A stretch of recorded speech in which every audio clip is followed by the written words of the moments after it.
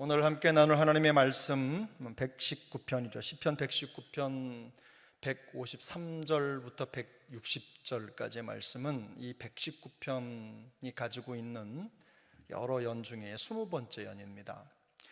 히브리 알파벳 20번째 글자라는 뜻이죠.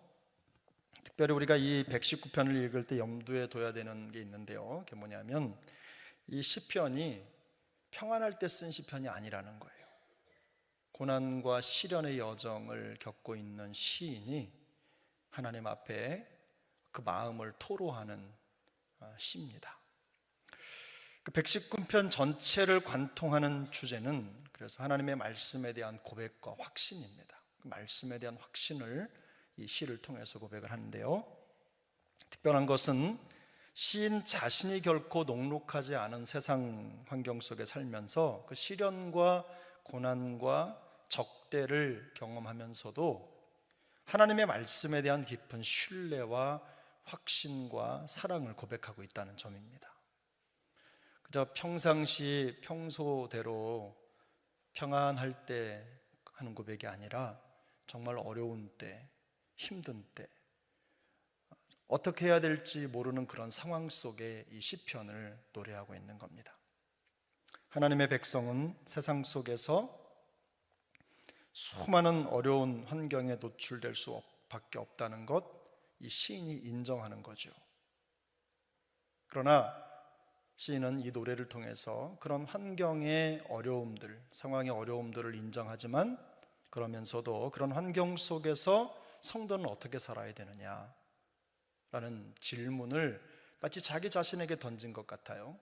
그렇게 하고 그 질문에 대한 답으로 이렇게 답하는 것 같아요. 어렵고 힘들지만 하나님의 말씀과 그 교훈에 더 마음을 쏟고 그 가르침을 따라 살아야 한다. 그 길이 가장 안전할 뿐만 아니라 영원한 길이기 때문이다. 이 고백이 이 시편 119편 전체에 흐르고 있는 줄기입니다.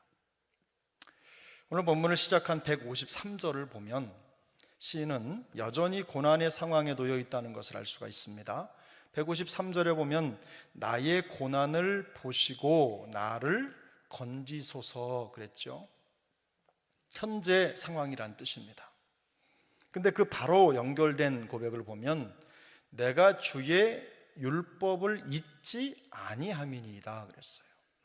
주의 율법을 잊지 아니함이니이다. 달리 말하면 주의 말씀을 그러니까 잊지 않을 수 있는 이유, 우리가 세상에서 아이고 말씀을 잃어버려서 이게 아니라 반대로 내가 하나님의 말씀을 잊지 않고 살아갈 수 있는 이유가 뭐냐?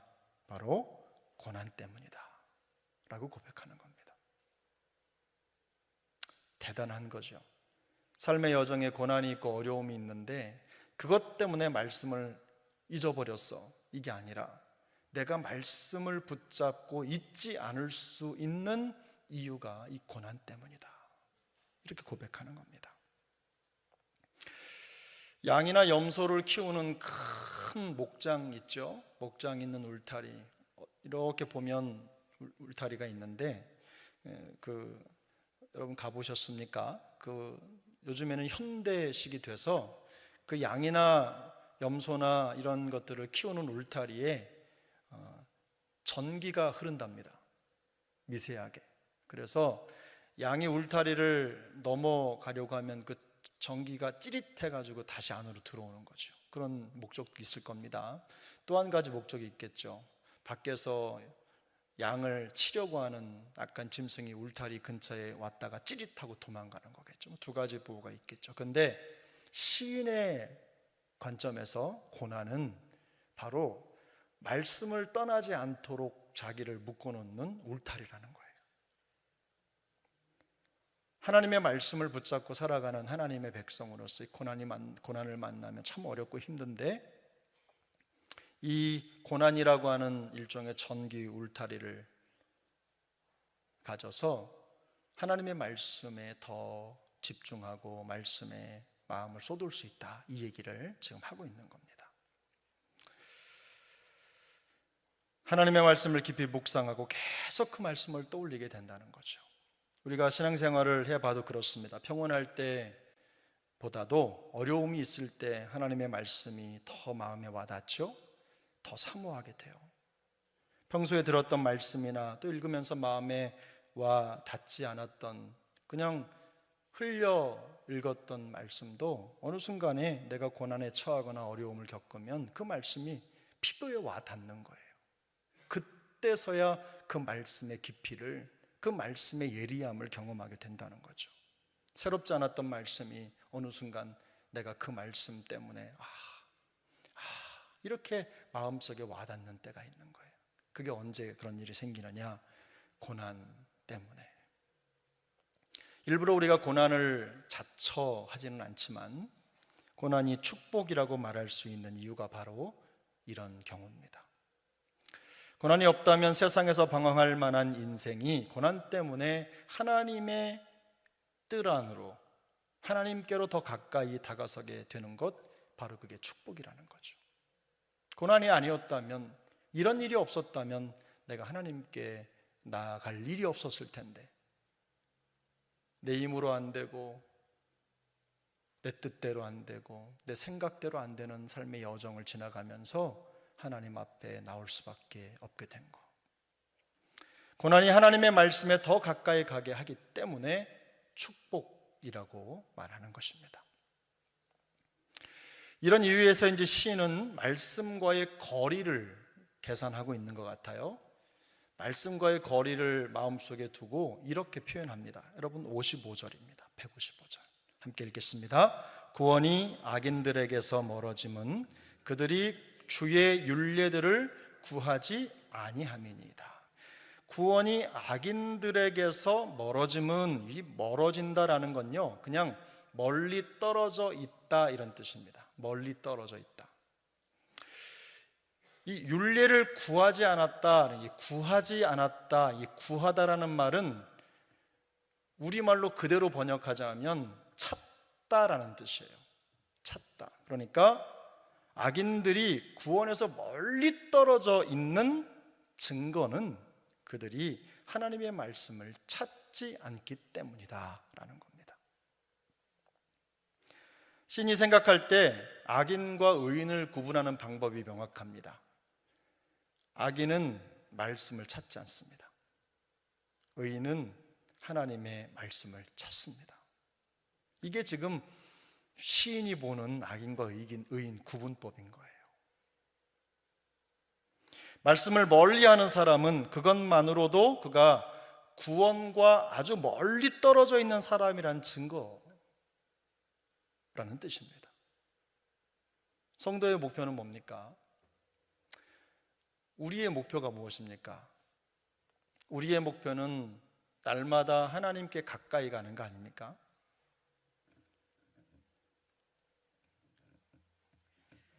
그렇죠? 여러분 어떠세요? 하나님께 가까이 가는 게 우리의 목표입니까? 제가 가는 기가 먹어가지고 잘 안 들려요. 여러분 대답 소리가. 손을 한번 들어보세요. 하나님께 가까이 가는 게 내 인생의 목표다. 안 들으시는 분이, 돌아가시라는 말씀이 아니에요. 하나님께 가까이 가는 말. 성도의 목표는요, 날마다 말씀과 더 가까워지는 거예요. 하나님의 말씀과 더 가까워져 간다는 것은 내가 구원에 더 가깝다는 뜻입니다. 우리가 하나님의 말씀, 구원받은 백성으로서 하나님과 더 가깝다는 증표가 이 땅에 살아가는 우리에게 어떤 것으로 나타나느냐? 말씀을 가까이 하는 것, 말씀을 찾는 것에서 나타난다는 거예요. 그래서 시인은 자신 있게 고난 중에, 어려움 중에, 세상 중에 살아갈 때 의인과 악인의 구분점이 뭐냐? 말씀과의 거리에 있다는 겁니다. 말씀으로부터 멀어져 가면 악인이고, 말씀으로 가까이 점점 더 가까이 가면 의인이다, 이렇게 말하는 것과 똑같아요. 근데 여러분, 이게 이 시인만의 생각이 아닙니다. 사도 바울도 그렇게 얘기를 했어요. 사도 바울도 로마서 13장 1절을 보면 이렇게 말씀합니다. 또한 너희가 이 시기를 알거니와 자다가 깰 때가 벌써 되었으니 이는 이제 우리의 구원이 어떻게 해요? 처음 믿을 때보다 가까웠습니다. 이게 뭐냐면 멀리 하나님의 나라를 바라보는 바울의 시선 같지만 이 안에는 이 땅에 살아가는 우리가 하나님의 말씀을 대하는 태도를 그대로 보여주고 있는 겁니다. 성도는 이 땅에서 살아가는 여간 어려워질 수 있어요. 고난 속에 있을 수 있지만 얼마나 성도의 삶이 점점 더 구원에 가까워지는 삶을 살고 있느냐 하는 것은 그 마음속에 하나님의 말씀과의 거리를 가지고 알 수 있다는 겁니다. 살아가면 살아갈수록 죽음이나 절망에 가까워지는 게 아닙니다. 오늘 살면 내일 죽음이 나에게 한 걸음 더 가까이 다가오는 게 아니라 우리 성도에게 있어서 오늘을 살면 한 걸음 더 구원에 가까이 가는 거예요.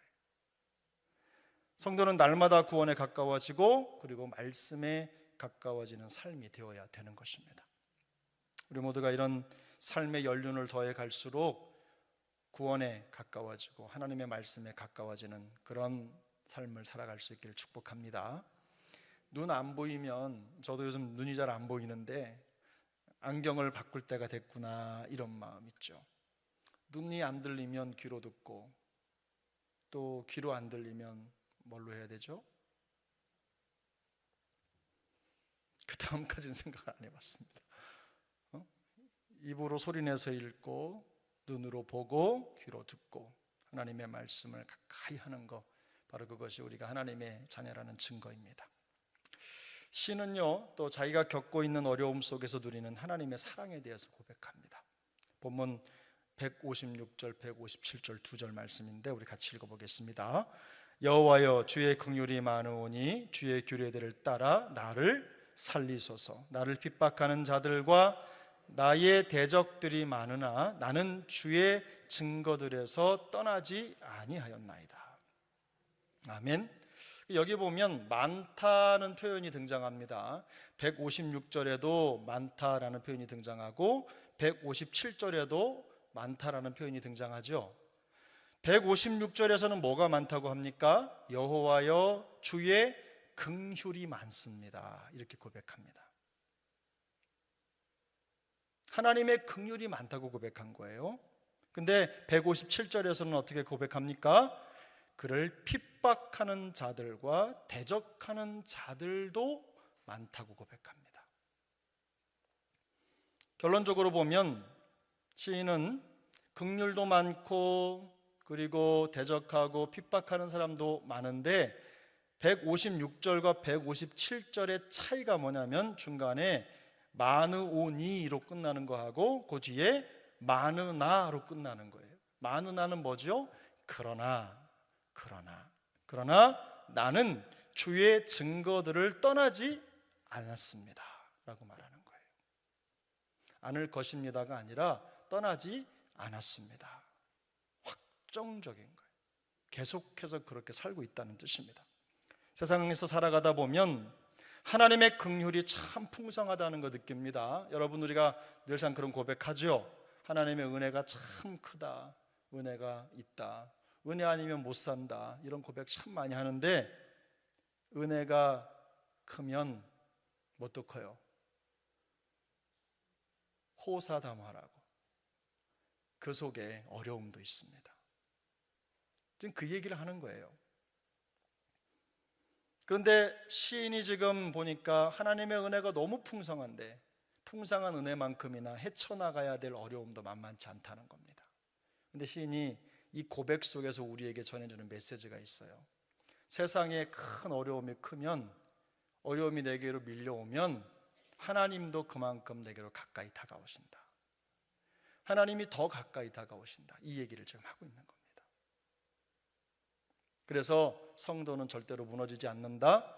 고난 속에서도 여전히 하나님의 사랑과 보호가 있기 때문이다. 이 고백을 하고 있는 것입니다. 사도 바울이 이런 고백을 했습니다. 성도의 삶을 돌아보면서 참 어렵고 힘든 삶이었어요. 자신의 삶을 돌아봐도 그랬어요. 죽을 고비를 계속해서 넘기면서 그 복음의 여정을 지나간다는 게 참 쉽지 않았죠. 그 과정 속에 때마다 시마다 지나가고 나면 마음속에 찾아드는 마음의 생각이 있었는데, 이 바울의 험난한 여정을 잘 정리해 놓은 문장들이 있어요. 어디냐면 고린도후서 4장입니다. 고린도후서 4장 7절부터 10절이에요. 우리 천천히 한번 그 본문을 읽어보겠습니다. 우리가 이 보배를 질그릇에 가졌으니 이는 심히 큰 능력은 하나님께 있고 우리에게 있지 아니함을 알게 하려 함이라.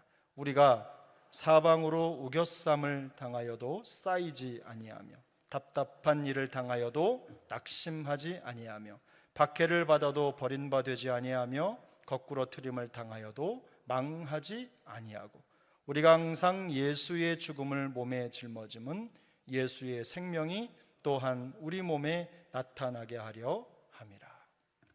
아멘. 멋진 고백 아닙니까? 정말 멋진 고백 아니에요? 바울은 항상 어느 곳에 있든지 하나님의 사랑을 확신했어요. 그래서 사방으로 우겨쌈을 당하고 답답한 일을 당해도 마음에 낙심하지 않았습니다. 고난과 박해가 찾아와도 하나님의 구원에 점점 더 가까이 다가서고 있다는 것을 알고 있기 때문이에요. 그래서 바울은 어려우면 어려울수록 하나님의 마음, 하나님의 말씀에 점점 더 가까이 다가섰습니다. 바로 이것이 하나님의 긍휼이 많다고 노래하는 시인의 고백과 똑같은 것입니다. 그래서 성도는 어려움이 많아서라기보다도 많은 어려움보다 더 큰 하나님의 사랑 때문에 사는 겁니다. 여러분 이거 믿으십니까? 시인은요, 이 짤막한 8절의 연을 어떻게 마무리하냐면 자기 안에 있는 말씀 사랑이 얼마나 큰지를 고백하는 것으로 마무리를 해요. 본문 59절, 60절, 159절, 156절 우리 같이 읽겠습니다. 내가 주의 법도들을 사랑함을 보옵소서. 여호와여 주의 인자하심을 따라 나를 살리소서. 주의 말씀의 강령은 진리이오니 주의 의로운 모든 규례들은 영원하리이다. 아멘. 이 법도라고 하는 말이요, 어떤 거냐면 단순히 말씀이 아니라 말씀으로부터 출발한 원리들 있잖아요. 말씀으로부터 진리의 원리들에서 끌어낸, 거기에 초점을 맡은 교훈을 말하는 거예요. 매우 실제적인 것들이죠. 내 삶 속에 적용할 만한 것들, 그냥 말씀 한 구절이 아니라 그 말씀에서 출발해서 거기에 기초를 둔 가르침, 그 가르침에 초점이 맞춰진 삶의 원리들을 이 법도라고 하는 거예요. 근데 시인은 자신이 하나님의 말씀을 사랑하는 만큼 그 말씀의 법도를 다 지키지 못한다는 거 알고 있어요. 우리가 그렇잖아요. 하나님의 말씀 몰라서 못 지켜요? 나는 말씀 몰라서 못 지킨다. 손 들어보세요. 나는 말씀 몰라서 못 지킨다. 없어요. 웬만하면 다 압니다. 그죠? 그런데 시인도 마찬가지예요. 내가 이 말씀을 정말 사랑하는데, 옛날에는 허리 밑으로 들고 다니지도 않았는데 이거 항상 이렇게 끼고 다녔지, 이렇게 들고 가면 영성 없다고, 목사가 성경을 저렇게 들고 다닌다고 그러고 그랬는데, 이렇게 항상 가슴에 대고 다녔는데, 그럴 만큼 말씀을 사랑하는데 이 말씀에 들어있는, 말씀이 가르쳐주는 법도를 다 실천하는 게 어렵잖아요. 시인도 똑같은 고백을 하고 있는 거예요. 그런데 그 마음 깊은 곳에 그 가득한 말씀에 대한 사랑을 좀 봐달라는 거예요. 하나님께. 하나님, 제가 말씀을 뜨겁게 사랑합니다. 어렵고 힘들면 자꾸만 어디로 돌아가냐면요, 이 시인은요 자꾸 말씀으로 돌아가요. 그래서 그 다음 절에 보면 이유가 있어요. 160절에 보니까 우리 160절 같이 한번 읽어보실까요? 시작. 주의 말씀의 강령은 진리이오니 주의 의로운 모든 규례들은 영원하리다 그랬죠. 여기 이 강령이 뭔지 아세요? 강령? 강령이요, 근원이라는 뜻이에요. 근원. 근원, 시작 이런 뜻이죠. 시작, 출발점. 우리 신학적으로 말하자면 영원전이에요. 영원전. 그러니까 하나님의 말씀은 영원 전부터 진리였습니다. 지금도 진리입니다. 앞으로도 진리입니다. 이 얘기를 하는 거예요. 그래서 내가 하나님 말씀 사랑합니다. 그리고 저에게 말씀하신 그 모든 말씀이 진리라는 거 제가 확신합니다. 말씀대로 이루어질 줄로 믿습니다. 제가 부족하지만 하나님 저에게 믿음을 주시고 말씀 붙잡고 살아갈 수 있도록 도와주세요. 지금 이 기도를 하고 있는 겁니다. 하나님의 말씀을 통해 보여주신 것들 영원히 계속될 것이고 반드시 이루어질 거 믿습니다. 이 고백을 하고 있는 겁니다. 성도는 언제 신앙의 위기가 옵니까? 성도는 영원히 변함없는 말씀에 기초하지 않는 삶을 살아갈 때 위기가 옵니다. 인생은 늘 흔들리고 안정이 없어요. 자기의 감정과 생각에 기초한 인생은요, 현실의 기복을 이기지 못합니다. 늘 올라갔다 내려갔다 그냥 요동치는 세상 속에서 어디로 가야 될지 갈피를 잡지 못하는 거예요. 제가 사역을 해봐도 그렇습니다. 마음이 술렁이고 울렁이고, 또 직장 생활에도 그렇죠. 마음이 술렁이고 울렁이고 복잡하면 내 감정과 생각이 나를 지배하게 내가 내버려 두면 인생이 자꾸 흔들리는 거예요.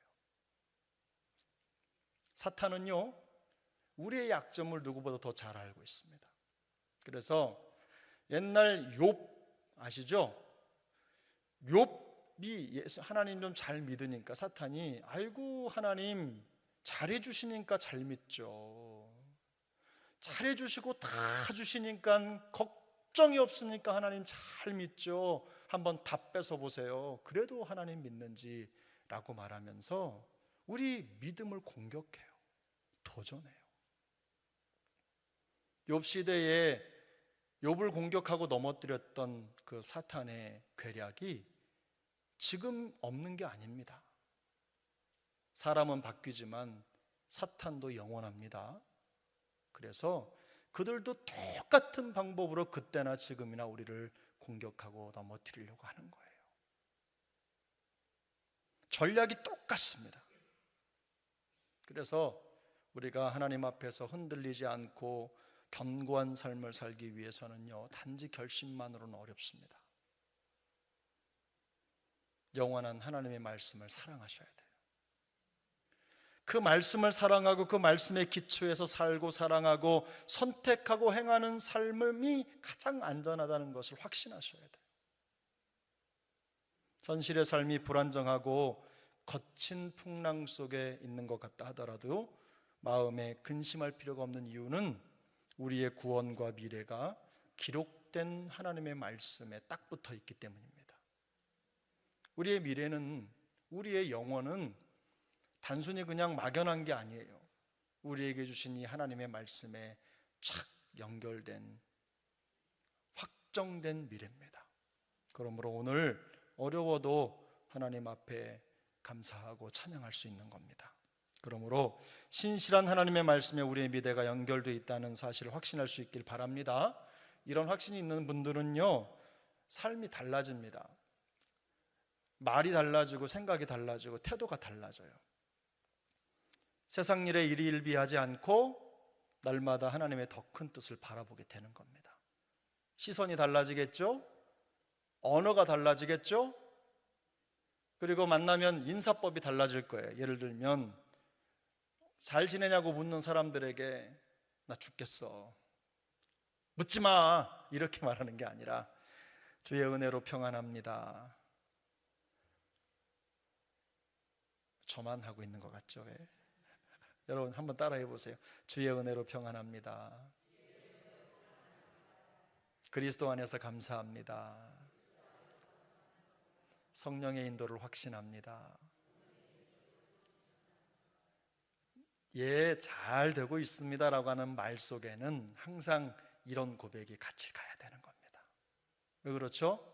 우리 주님께서 우리에게 그 놀라운 구원의 은혜를 허락해 주셨고, 우리 인생을 책임지시는 분이 누구십니까?